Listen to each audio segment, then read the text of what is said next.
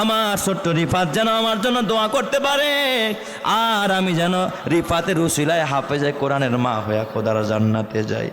আলেমদের মুখে শুনেছি, আলেমের মা বাবা, হাফেজের মা বাবাকে আল্লাহ তাআলা কিয়ামতের ময়দানে নূরের মেম্বার কায়েম করবে।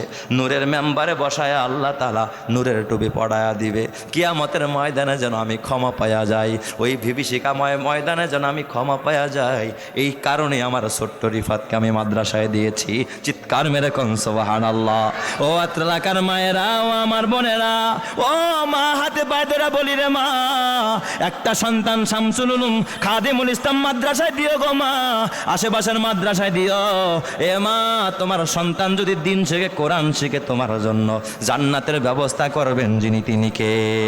মা গো, তোমার একটি ছেলে মাদ্রাসাতে দিও, এই পৃথিবীর বুকে